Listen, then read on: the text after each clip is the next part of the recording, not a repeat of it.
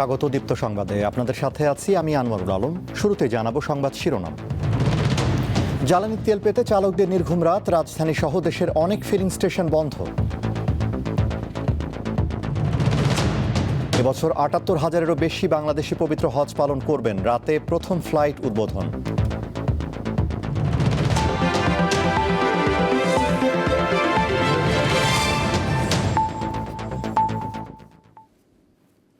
এবারে বিস্তারিত।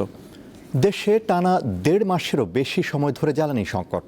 Petrol, octane আর ডিজেলের সরবরাহ কমে যাওয়ায় বিপাকে পড়েছেন সাধারণ মানুষ থেকে শুরু করে পরিবহন খাতের সংশ্লিষ্টরা। রাজধানী সহ বিভিন্ন জেলায় তেলের পাম্পে দেখা যাচ্ছে কয়েক কিলোমিটারের দীর্ঘ লাইন। এতে বাড়ছে ভোগান্তি, ব্যাহত হচ্ছে স্বাভাবিক জীবনযাত্রা। বৃহস্পতিবার রাত ৮টার দিকে জ্বালানি তেলের জন্য লাইনে দাঁড়ান রুবেল হোসেন, কিন্তু রাত গড়িয়ে শুক্রবার সকাল ১০টা, তবুও তেলের দেখা পাননি তিনি। নির্ঘুম রাত কাটিয়ে অপেক্ষায় রয়েছেন মোটরসাইকেলের জ্বালানির জন্য। রাইড শেয়ার করি, তো রাইড শেয়ার করে আপনার ধরেন আপনার ১৪-১৫ ঘন্টা যদি আমরা পাম্পে দিয়ে দিই, সময়টা দিয়ে দিই, তো আমরা ধরেন আপনার রাইড শেয়ারটা কখন করব? আমরা নিরীহ মানুষ, আমরা এটা করি, আমরা খাই। রুবেলের মতো এমন অনেকে তেলের জন্য দীর্ঘ সময় অপেক্ষা করেন। কখন মিলবে কাঙ্ক্ষিত জ্বালানি জানা নেই কারো। ১২-১৪ ঘন্টার মতো হচ্ছে। হ্যাঁ, এই যে মনে করেন দীর্ঘ সময় ধরে এইভাবেই লাইনে দাঁড়ায় দাঁড়ায় আসতে আসছি। রাত ৮টার সময় এসে দাঁড়াইছি, ১২০০ টাকা আনছিলাম তেলের জন্য, অর্ধেক টাকা রাস্তায় খেয়ে ফেলাইছি।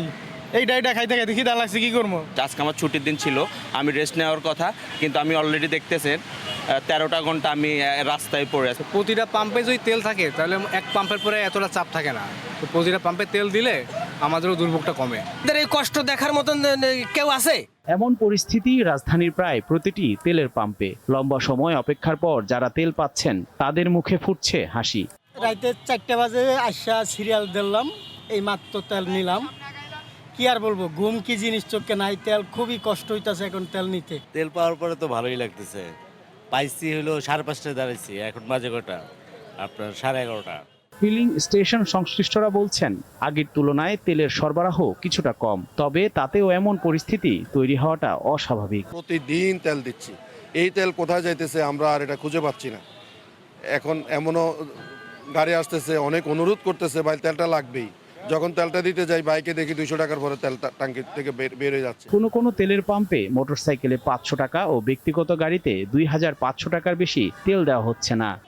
রাজধানীর তেলের পাম্পগুলোতে কয়েক কিলোমিটার দীর্ঘ অপেক্ষমান গাড়ির সারি। ঘন্টার পর ঘন্টা জ্বালানির অপেক্ষায় ভোগান্তিতে সাধারণ মানুষ ও যানবাহনের চালকেরা। সবার একটাই প্রশ্ন, কবে কাটবে এই ভোগান্তি? জয়নুল মোহসান, দীপ্ত সংবাদ, ঢাকা। এদিকে সারা দেশে চলমান জ্বালানি তেল সংকটে ভোগান্তি বেড়েছে। শুক্রবার ছুটির দিনেও ফিলিং স্টেশনগুলোতে গ্রাহকদের ভিড় দেখা গেছে অন্যান্য দিনের চেয়ে বেশি। অনেকেই গতকাল সন্ধ্যা থেকে, আবার কেউ মধ্যরাত থেকে লাইনে দাঁড়িয়েছেন। ১০ থেকে ১২ ঘন্টার বেশি সময় লাইনে থাকার কথা জানান অনেকে। ডিপো থেকে জ্বালানি তেল না পাওয়ায় রাজধানী সহ সারা দেশের অনেক ফিলিং স্টেশন বন্ধ রয়েছে। কিছু পাম্পে তেল দুপুরের মধ্যেই শেষ হয়ে যাচ্ছে, ফলে দীর্ঘ সময় লাইনে থেকেও তেল পাচ্ছেন না অনেকে। এজন্য তাদের অন্য ফিলিং স্টেশনে গিয়ে আবারও লাইনে দাঁড়াতে হচ্ছে।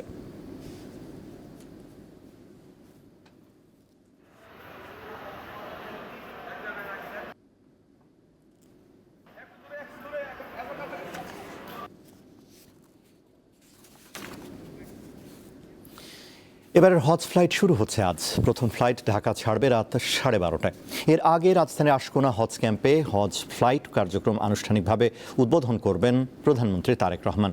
ধর্ম মন্ত্রণালয় জানিয়েছে এবছর ৭৮,০০০-এরও বেশি বাংলাদেশি পবিত্র হজ পালনে সৌদি আরব যাবেন। প্রথম দিনে বিমান বাংলাদেশ এয়ারলাইন্স, সাউদিয়া ও ফ্লাইনাস সহ বিভিন্ন এয়ারলাইন্সের ১৩টি হজ ফ্লাইট পরিচালিত হবে। হজ যাত্রীদের সুবিধার্থে সৌদি অংশের ইমিগ্রেশন প্রক্রিয়া ঢাকাতেই সম্পন্ন করা হচ্ছে। এতে যাত্রীদের ভোগান্তি অনেকাংশে কমবে। হজ ব্যবস্থাপনায় ইতোমধ্যে সৌদি আরবে পৌঁছেছে ১৭১ সদস্যের মেডিকেল টিম। পর্যায়ক্রমে আরও ১৫০ শতাধিক চিকিৎসক ও সেবাকর্মী হজ যাত্রীদের সেবায় নিয়োজিত হবেন।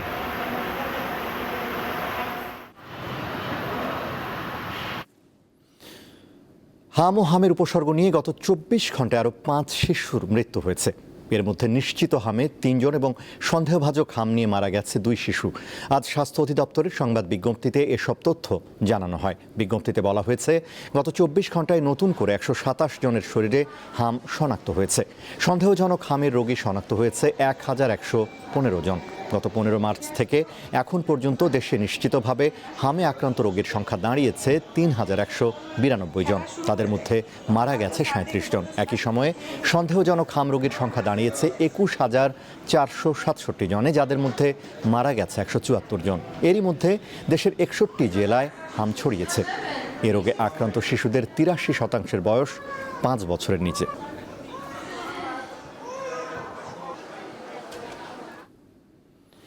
শিক্ষামন্ত্রী আনম এহসানুল হক মিলন বলেছেন, দেশের বিশ্ববিদ্যালয়গুলো আন্তর্জাতিক মানে পৌঁছতে ব্যর্থ হলে পদে থাকতে পারবেন না ভাইস চ্যান্সেলররা।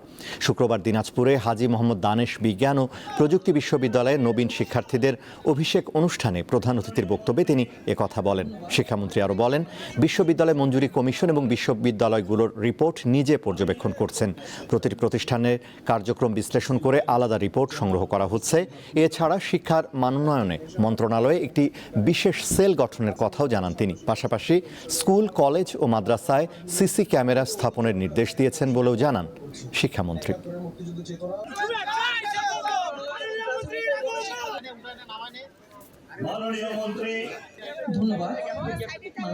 আজকালকার দিনে স্ট্যান্ডার্ডাইজেশন হয় ইউনিভার্সিটি থ্রু দ্য রেটিংস। এই রেটিংস যে ইউনিভার্সিটি ভিসি যারা বাড়াতে পারবে তারা থাকবে। আমি ভিসি ইউনিভার্সিটি প্রশাসন দেখি কিভাবে তারা এডুকেশনকে ডেভেলপমেন্ট করে এবং এগুলির খতিয়ান আমি তৈরি করছি, এগুলি রিপোর্টিং আমি নিচ্ছি। আমি আমার মন্ত্রণালয়ের সেল বানাচ্ছি যে প্রত্যেকটি ইউনিভার্সিটি কিভাবে তাদেরকে কাজ করছে সেটা বলে। ইউজিসি তো আছেই, ইউজিসিও ওরকম। খুচরা বাজারে বেশ কিছুদিন ধরে সয়াবিন তেল ও সুগন্ধি চালের দাম বাড়তি। এসব পণ্যের সরবরাহ সংকট প্রকট। এর সঙ্গে নতুন করে বেড়েছে কয়েক ধরনের সবজির দাম। বিক্রেতারা বলছেন, সরবরাহ সংকটের সুযোগে গত 1-2 মাসে ধাপে ধাপে পণ্যের দাম বাড়িয়েছেন সরবরাহ শৃঙ্খলে যুক্ত ব্যবসায়ীরা। ভোরের আলো ফুটতেই বাজারে হাঁকডাক শুরু হলেও সাধারণ মানুষের চোখে মুখে দুশ্চিন্তার ছাপ। গ্রীষ্ম মৌসুমের সবজি বাজারে আসা শুরু হয়েছে। সাধারণত এ সময় নতুন সবজির দাম কিছুটা বেশি থাকে, আবার শীতের কিছু সবজির সরবরাহ কমায় সেগুলোর দামও বাড়তি। সবচেয়ে বেশি দাম কাঁকরোলের, প্রতি কেজি 160 থেকে 200 টাকা। বেগুন ও শসা 140 টাকায় বিক্রি হচ্ছে। এছাড়া বরবটি, পটল, করলা, চিচিঙ্গা, ঝিঙ্গে 80 টাকা থেকে 120 টাকা। প্রতিটি লাউয়ের দাম বেড়েছে অন্তত 20 টাকা। অবশ্য দাম কম রয়েছে কাঁচা মরিচ ও আলুর। যশোর থেকে যে মালগুলো আসে এই মালগুলোর একটু প্রবলেম। এই লাউ 80 টাকা বেচা লাগতেছে, পটল 140 টাকা, সিম 100 টাকা, কাঁকরোল 160 টাকা, জালি কুমড়া 60 টাকা। নতুন সবজি যখন আমদানি পুরো হয় নাই, সেই জন্য একটু দাম। এটা আমদানি হইলেই কমে যাবে। প্রয়োজনীয় প্রায় সব পণ্যের দাম বাড়ায় হিমশিম খাচ্ছে নিম্ন ও মধ্যবিত্তরা। গত সপ্তাহের তুলনায় এই সপ্তাহে বাজারের দাম অনেক চড়া। প্রান্তিক পর্যায়ে যেখান থেকে জিনিস আসে ওইখানে তো দাম কম, কিন্তু এই মাঝখানে যে সাপ্লাই চেনটা ঠিক না করলে কখনোই মার্কেটের দাম কমবে না। আপনি বাজার তদারকি করবেন না বাজার করবেন, দে আর নট অনেস্ট। আমরা কেউই সন্তুষ্ট না। আল্লাহ যদি আমাদেরকে হেদায়েত না করে আমরা হব না। গত 2 মাসেও বোতলজাত সয়াবিন তেলের সরবরাহ সংকট কাটেনি। অধিকাংশ মুদি দোকানে বোতলজাত সয়াবিন তেল তেমন একটা নেই। ফলে ক্রেতারাও তাদের চাহিদা অনুসারে বোতলের সয়াবিন তেল কিনতে পারছেন না। সোয়াবিন তেল নাই বাজারে, কোনো সোয়াবিন তেলের দেয় না কোম্পানিতে। সাপ্লাই একটু শর্ট, কিন্তু ক্রেতারাই বেশি ঝামেলা করে। যার 1 লিটার দরকার সে 10 লিটার কিনতে আছে। এতেই কৃত্রিম ক্রাইসিসটা বেড়ে যাচ্ছে। বাজারে সুগন্ধি তথা পোলাওয়ের চালের দাম আরও বেড়েছে। সাধারণত জানুয়ারি-ফেব্রুয়ারি মাসে সুগন্ধি চাল বাজারে আসতে শুরু করায় দাম কমে, কিন্তু এবার বেড়েছে। চিনিগুড়া তো আপনার অনেক বাড়তি, অনেক। আপনার নতুন সিজনে যদি চাউল উঠে তখন আপনার 110, 60 এরকম থাকার কথা। ওই নতুন চাউলে আপনার 135-37 টাকা, আর পুরান চাউল আপনার 45 টাকার কাছাকাছি লুজটা। প্যাকেট হলো 175 টাকা। অনেক দাম এবার। মাছের বাজারও চড়া। পহেলা বৈশাখ চলে গেলেও ইলিশের ঝাঁজ এখনো কমেনি। ইলিশ মাছের এখন মনে করেন কম পাওয়া যাচ্ছে, কিছু কিছু পয়েন্টে ধরা বন্ধ, তো ওই জন্য মাছের দাম একটু বেশি। কাঁচা ইলিশ যেটা আপনি 1 কেজি ইলিশ মাছ আপনি 3032 টাকা কেজি, আর যেটা আপনি ফ্রিজে রাখা ওটা 2200 টাকা কেজি। তবে আগের দামে বিক্রি হচ্ছে গরু ও খাসির মাংস। গরু 800 এবং খাসি প্রতি কেজি 1300 টাকায় বিক্রি হচ্ছে। হেদায়েতুল্লাহ সীমান্ত, দীপ্ত সংবাদ, ঢাকা। ঐতিহাসিক মুজিবনগর দিবসে এবার সরকারিভাবে কোনো কর্মসূচি গ্রহণ করা হয়নি। মেহেরপুর জেলা প্রশাসনের পক্ষ থেকে জানানো হয়েছে, ঊর্ধ্বতন কর্তৃপক্ষের কোনো নির্দেশনা না থাকায় প্রশাসনের পক্ষ থেকে কোনো কর্মসূচি পালন করা হচ্ছে না। এদিকে দিবসটি উপলক্ষে শুক্রবার সকাল 9টার দিকে মুজিবনগর উপজেলা মুক্তিযোদ্ধা ও মুক্তিযোদ্ধার সন্তান সংসদ কমান্ডের উদ্যোগে মুজিবনগর স্মৃতিসৌধে শ্রদ্ধা নিবেদন করা হয়। এ সময় পুষ্পার্ঘ্য অর্পণ করেন মুক্তিযোদ্ধা হাজী আহসান আলী খান, অবসরপ্রাপ্ত ক্যাপ্টেন আব্দুল মালেক, মুক্তিযোদ্ধার সন্তান সংসদ কমান্ডের মুজিবনগর উপজেলা সভাপতি মুখলেসুর রহমান সহ অন্যান্য সদস্যরা।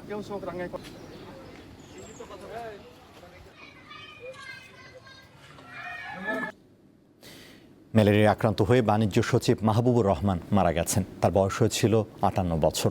শুক্রবার ভোর 6:30টার দিকে রাজধানীর একটি হাসপাতালে মারা যান তিনি। রক্তের প্ল্যাটিলেট কমে যাওয়ায় মাহবুবুর রহমানকে গত সোমবার হাসপাতালে ভর্তি করা হয়। পরে তার ম্যালেরিয়া শনাক্ত হয় এবং দ্রুত পরিস্থিতির অবনতি ঘটে। তিনি স্ত্রী ও 3 কন্যা রেখে গেছেন। পিরোজপুরের মঠবাড়িয়া উপজেলায় জন্ম নেওয়া মাহবুবুর রহমান পড়াশোনা করেছেন ঢাকা বিশ্ববিদ্যালয়ের ব্যবসায় প্রশাসন ইনস্টিটিউট IBA-তে। BCS 13তম ব্যাচের শুল্ক ও আবগারি ক্যাডারের কর্মকর্তা মাহবুবুর 1994 সালের এপ্রিলে জাতীয় রাজস্ব বোর্ডের সহকারী কমিশনার হিসেবে যোগদান করেন। গেল বছরের 25 ফেব্রুয়ারি তাকে বাণিজ্য মন্ত্রণালয়ের সচিবের দায়িত্ব দেওয়া হয়। এবারে KY স্টিল চট্টগ্রাম সংবাদ।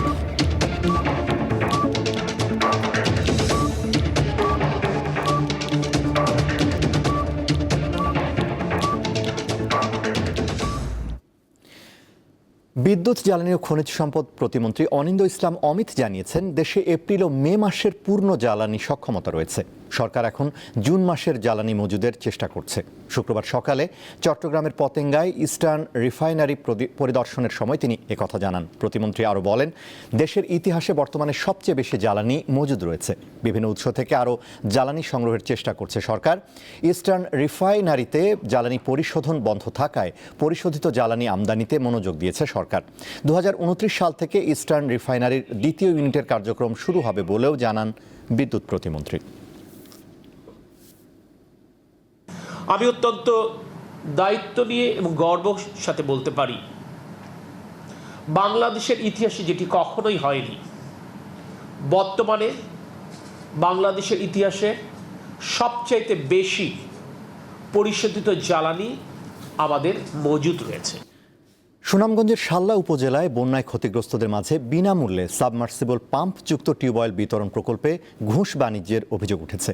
এতে অতিষ্ঠ হয়ে পড়েছেন স্থানীয় মানুষ ও ভুক্তভোগীরা। এজন্য দায়ী কর্মকর্তার বিরুদ্ধে ব্যবস্থা নেওয়ার দাবি জানিয়েছেন এলাকাবাসী। এটা সরকারি অফিস, অথচ দেখে মনে হবে কোনো রাজদরবার। অফিস কক্ষের সামনেই বসেছে ঘুষের আসর। সুনামগঞ্জের শাল্লা উপজেলা জনস্বাস্থ্য সহকারী প্রকৌশলীর অফিস চলছে এভাবেই।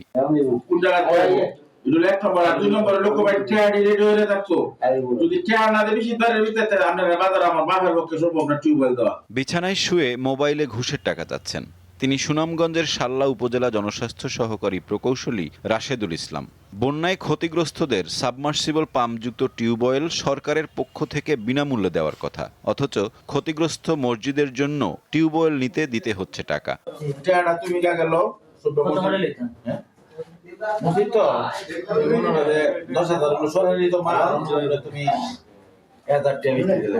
ঘুষ লেনদেনের বিষয়ে কথা হয় ভুক্তভোগীদের সাথে। তালিকায় নাম থাকলেও টাকা না দেওয়ায় অনেকেই টিউবওয়েল পাননি। যারা পেয়েছেন তাদের গুনতে হয়েছে 20 থেকে 30 হাজার টাকা। সর্বমোট খরচ গেছে সিকিউরিটি দিছিল যেমন 25,000 টাকা যেমন দিছে। আমি রাশেদ মিয়ারে 10,000 টাকা সিকিউরিটি টাকা দিছি, অনলাইনে ছাড়ছে। অনলাইনের পরে আবার বিদ্যুৎ বাবু আরো 2-2.5 হাজার টাকা নিছে। এবার টিউবওয়েলগুলো যে বয়সী আমি সম্পূর্ণ আমার নিজ দায়িত্বে আনছি 5 স্টার জিরা থেকে কিনিয়া অফিসও গেছে কইছে যে কিছু টাকা লাগবো খরচ। তালিকাত আছে আমরা হাইছি না, তালিকাত কইছে আমরা আছে আমরা জানি, আমরা ওখানে কইতেছি কলটা কই দিয়ে গেল এই কলের তার খবর হাই না। অভিযোগের বিষয়ে বক্তব্য জানতে গিয়ে অফিসে পাওয়া যায়নি ওই কর্মকর্তাকে। দেখেন উনি তো আছে, কইলো যে আছে, বলছে ছুটি নিয়ে গেছে অফিসে আইছে না অসুস্থ করে, উনি তো স্টেশনে আছে আমি জানি। ফোন তো দেখা না, ফোন দিলে ধরে না তো। আমরা পাবো কিভাবে ওনাকে? বাইশে আমি কিতা কইতাম দেখো। এ বিষয়ে জেলা জনস্বাস্থ্য কর্মকর্তা জানান, লিখিত অভিযোগ পেলে প্রয়োজনীয় ব্যবস্থা নেওয়া হবে। ওই টিউবওয়েল বিনামূল্যে ছিল, প্রত্যেক উপজেলার লোকজনই জানে, কিন্তু সেই হিসেবে সাল্লাবাসীও জানার কথা। আমার কাছে এখনো পর্যন্ত এরকম কোনো অভিযোগ আসেনি, লিখিত আসেনি। সাল্লার প্রকৌশলী রাশেদ সাহেব যদি জড়িত থাকে তো উনি এটা নিঃসন্দেহে শাস্তি ভোগ করবেন। দুর্নীতিবাজ ওই কর্মকর্তার বিরুদ্ধে যথাযথ ব্যবস্থা নেওয়ার দাবি এলাকাবাসীর। সাইফুর রহমান শিশির, দীপ্ত বার্তা কক্ষ। রাঙামাটির কুতুকছড়িতে প্রতিপক্ষের গুলিতে ধর্মসিংহ নামে এক ইউপিডিএফ কর্মী নিহত হয়েছেন। শুক্রবার সকাল 7টার দিকে কুতুকছড়ি আবাসিক এলাকায় নিজ বাসায় ছিলেন ধর্মসিংহ চাকমা। এমন সময় জনসংহতি সমিতির 19-20 জনের একটি সশস্ত্র দল বাড়িটি ঘিরে ফেলে। এ সময় ধর্মসিংহ চাকমা পালাতে চাইলে অস্ত্রধারীদের ব্রাশ ফায়ারে ঘটনাস্থলেই মারা যান তিনি। একই সাথে গুলিবিদ্ধ হন তার 2 বোন। ঘটনার পর রাঙামাটি খাগড়াছড়ি সড়ক অবরোধ করেছে ইউপিডিএফ নেতাকর্মীরা।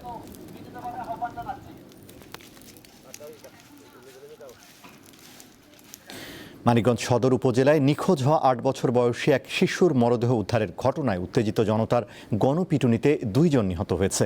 বৃহস্পতিবার মধ্যরাতে এ ঘটনায় এলাকায় চরম উত্তেজনা বিরাজ করছে। বৃহস্পতিবার বিকেল 5টার দিকে সদর উপজেলার হাটিপাড়া ইউনিয়নের বনপারিল এলাকায় দুদুল মিয়ার মেয়ে আতিকা নিখোঁজ হয়। পরে রাত 10টার দিকে বাড়ির পাশের একটি ভুট্টা খেতে হাত পা বাঁধা অবস্থায় আতিকার মরদেহ উদ্ধার করেন স্থানীয়রা। প্রাথমিকভাবে ধারণা করা হচ্ছে স্বর্ণালঙ্কার লুটের উদ্দেশ্যে শিশুটিকে হত্যা করা হতে পারে। এ ঘটনায় সন্দেহভাজন পিতা পুত্র সহ 3 জনকে আটকের পর মারধর করেছে স্থানীয়রা। এতে অটোচালক পান্নু মিয়া ও তার ভাই ফজলু ঘটনাস্থলেই নিহত হন। গুরুতর আহত অবস্থায় পান্নু মিয়ার ছেলে নাজমুলকে হাসপাতালে ভর্তি করা হয়েছে।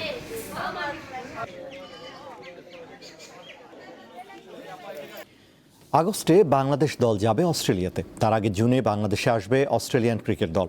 সাদা বলের সিরিজ খেলবে তারা। শুক্রবার ক্রিকেট অস্ট্রেলিয়া এই সূচির কথা নিশ্চিত করেছে। 15 বছর পর প্রথমবার বাংলাদেশে ওয়ানডে সিরিজ খেলবে অস্ট্রেলিয়া। শেষবার বাংলাদেশে ওয়ানডে সিরিজ খেলেছিল তারা 2011 সালে। সেইবার মাইকেল ক্লার্কের দল 3-0 ব্যবধানে সাকিব আল হাসানের দলকে হারিয়েছিল।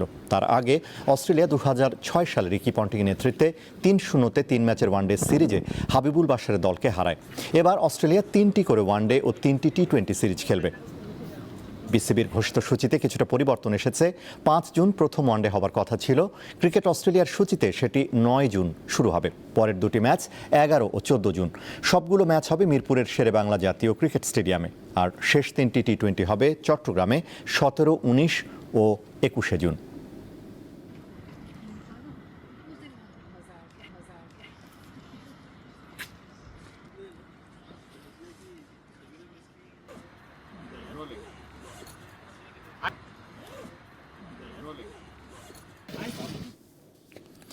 ইউরোপা লিগের কোয়ার্টার ফাইনালে ইতালিয়ান ক্লাব বেলোনিয়াকে গোল বন্যায় ভাসিয়েছে অ্যাস্টন ভিলা। ঘরের মাঠ ভিলা পার্কে 4-0 গোলের বড় জয়ে সেমিফাইনাল নিশ্চিত করেছে উনাই এমেরির দল। ম্যাচের 16 মিনিটে ওলি ওয়াটকিন্সের মাইল ফলক ছোঁয়া 100তম গোলে লিড নেয় ভিলা। এর কিছুক্ষণ পর মর্গান রজার্স পেনাল্টি মিস করলেও সেই আক্ষেপ ভুলিয়ে দেন এমিলিয়ানো বুয়েন্দিয়া। ডিগনের থ্রোইন থেকে মাত্র 46 সেকেন্ডের ব্যবধানে স্কোরলাইন 2-0 করেন এই আর্জেন্টাইন। বিরতির ঠিক আগে নিজের গোলখরা কাটিয়ে ভিলাকে আরও এগিয়ে দেন মর্গান রজার্স। ম্যাচের শেষ মুহূর্তে এজরি কনসার্ট চতুর্থ গোল করেন। সেমিফাইনালে ভিলার প্রতিপক্ষ নটিংহাম ফরেস্ট।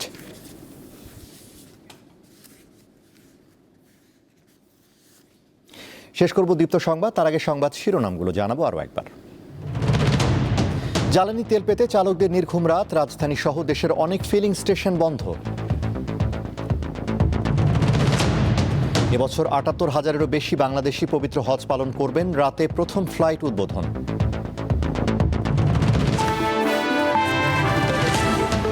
এই ছিল এখনকার মতো। আমাদের পরবর্তী দীপ্ত সংবাদ সন্ধ্যা ৬টা ৪০ দেখার আমন্ত্রণ।